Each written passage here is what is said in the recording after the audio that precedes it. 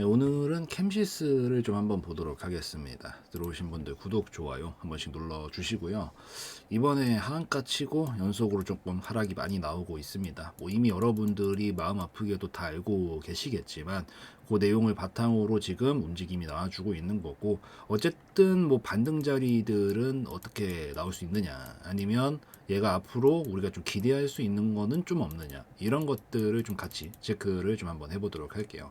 지금 악재 두 개, 하나만 해도 사실 10% 20%는 마이너스를 박는 악재인데 두 개가 같이 겹쳐서 나왔습니다. 첫 번째로 무상입니다. 무상 증자가 아니, 무상 증자면 오히려 좋은 거지. 무상 감자예요.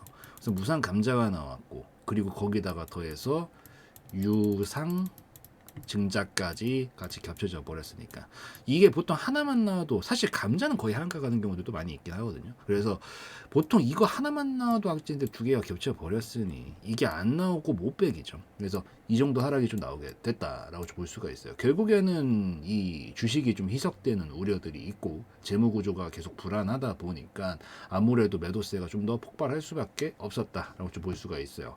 특히 무상 감자 같은 경우에는 액면가 기준으로 주식수를 줄이거나 이제 자본을 조정을 하는 거잖아요. 근데 거기서 주가에 대한 신뢰가 결국에는 그러면은 낮아질 수밖에 없단 말이야.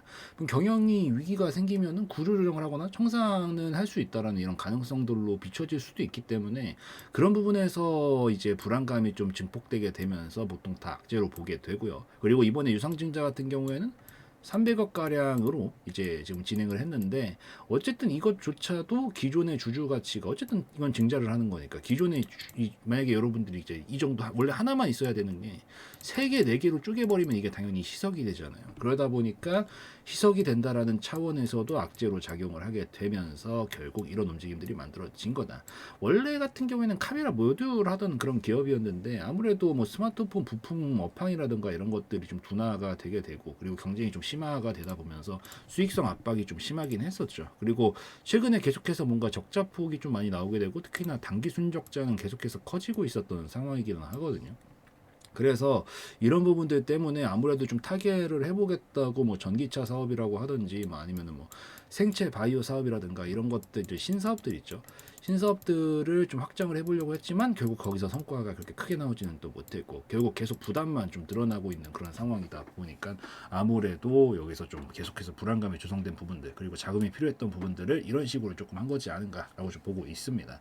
결국 이래서 여러분, 이건 조금 딴소리기는 한데, 이게 아무리 대한민국 주식이 뭐 재료만 가지고 움직이네, 뭐 디스카운트가 있네, 이렇게 얘기를 해도요, 어쨌든 회사가 살아 있어야 그 다음도 있는 거 아니겠어요. 이게 결국 재물을 꼭 봐줘야 됩니다. 그래서 재물을 꼭 확인을 하고, 뭔가 상태가 불안정해지면은 이 종목 자체는 좀 이후에 주가도 불안정해질 가능성이 높으니까, 사실 여기까지만 해도 괜찮게 잘 나갔어요. 그러다 보니까 그래도 박스권은 잘 유지를 해주고 있다가 이제 불안감이 생기기 시작하니까 그때부터 꼬라박잖아요, 이게. 그래서 재무도 여러분들이 뭐 차트도 좋고 뉴스도 좋은데 재무는 꼭 한 번씩 확인을 하셔야 된다. 저는 진짜 순도 높은 차트쟁이임에도 불구하고 주식에 대한 재무는 무조건 봅니다. 그래서 이런, 어쨌든 지금 굉장히 어려운 상황을 맞고 있고, 요거를 조금 더 타개해 보겠다고 이것저것 했지만 거기서도 조금 더 어려워졌기 때문에 이런 지금 특단의 조치라고 볼 수도 있겠죠. 어떻게 보면은 이 특단의 조치를 진행을 하게 되면서 우선 주가는 추가적으로 좀 더 받게 된 그런 상황이다라고 좀 보시면 됩니다.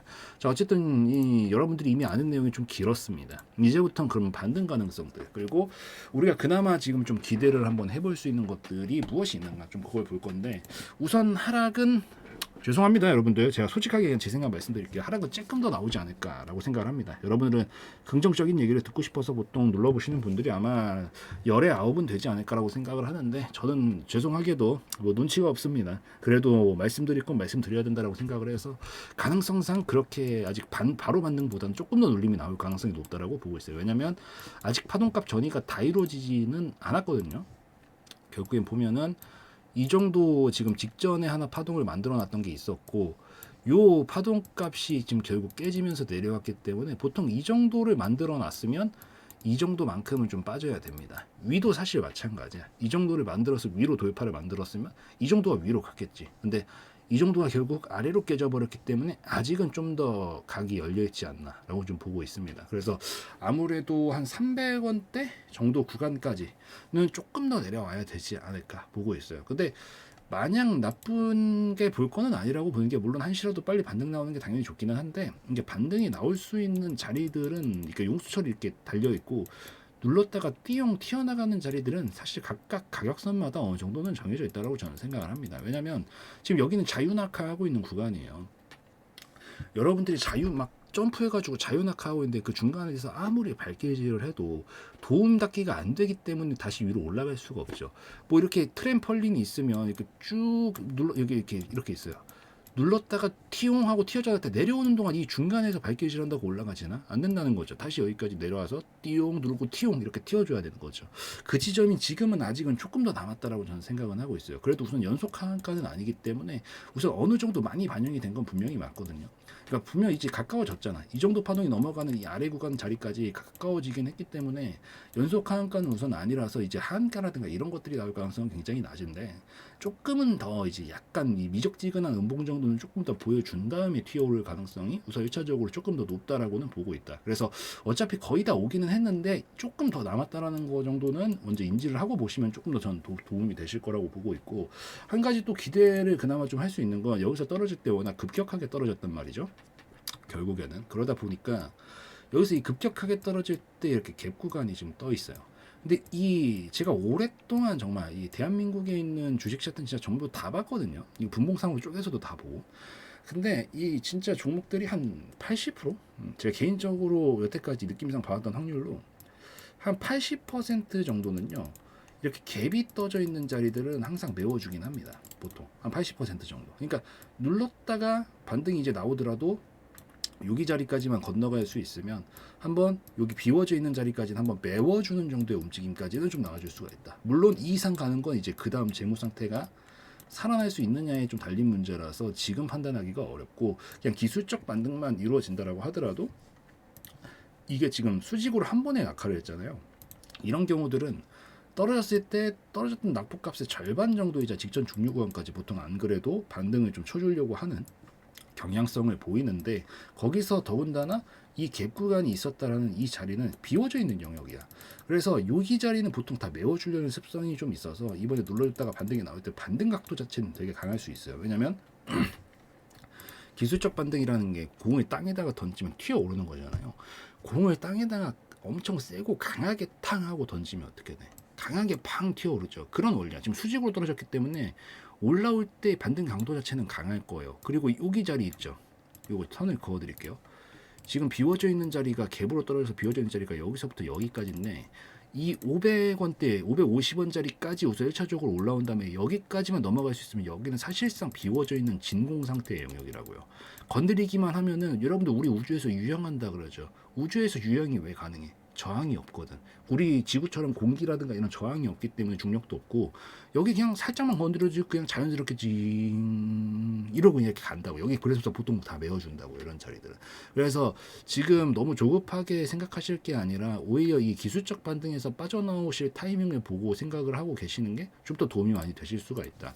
뭐 생각이 좀 나는 게 뭐 이런 것들도 있었나? 예. 보면은 순간적으로 이런 자리들 있죠.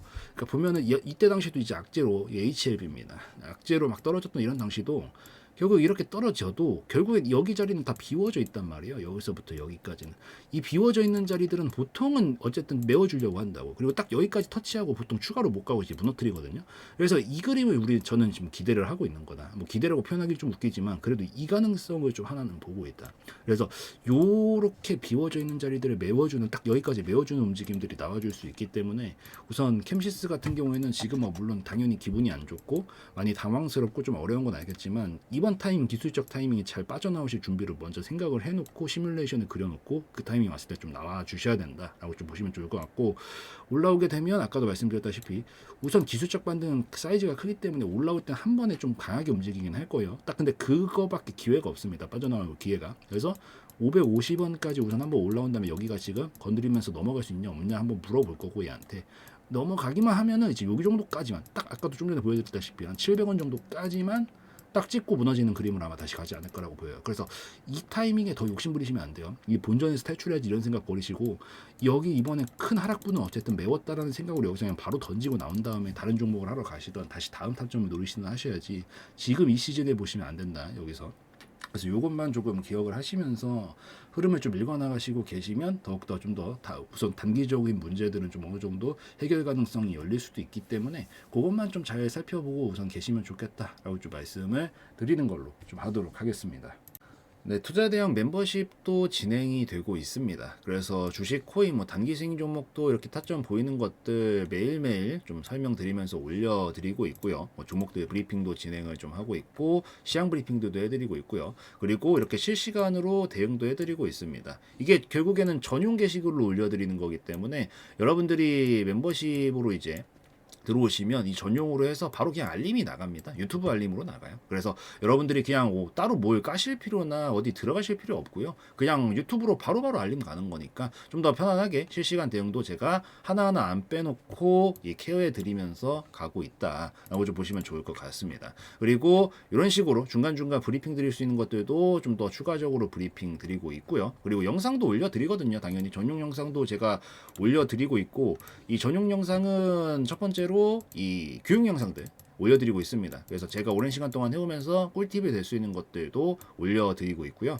그리고 더해가지고 중장기로 볼만한 종목들, 이 단기만 하는 게 아니라 중장기로도 어쨌든 여러분들이 좀 묻어가기 좋은 종목들이 있다라고 보이면 그런 것들도 전용 영상으로 좀 올려드리고 나머지 추가 브리핑이 필요한 부분들은 이런 식으로 브리핑 드리면서 진행을 좀 하고 있습니다. 그래서 이런 식으로 멤버십을 좀 진행을 하고 있으니까 관심 한번 가져보시면 좋을 것 같고요. 제가 굉장히 오랜 시간 동안 요 멤버십을 운영을 좀 하고 있어요. 근데 이게 이렇게 오랫동안 제가 유지를 할 수 있는 이유는 제가 생각을 하기에 제가 이렇게 막 이상하게 하고 나쁘게 하고 진짜 단발성으로 막 그렇게 할 생각이었으면 이게 유지가 될까요, 여러분들?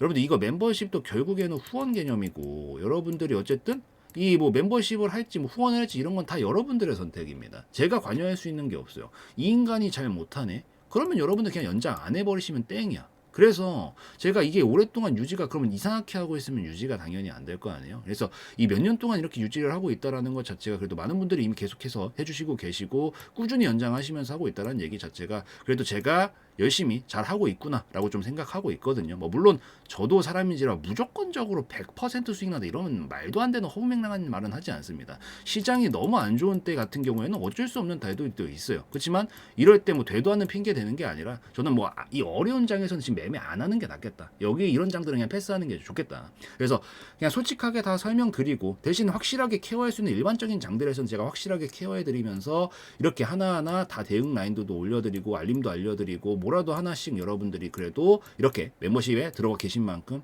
충분히 더 챙겨가실 수 있다라는 그런 마음 받으실 수 있도록 제가 충분히 노력을 하고 있으니까 한 번씩 관심 가져보시면 저는 좋겠다 이렇게 좀 말씀을 드리면서 마무리 짓도록 하겠습니다.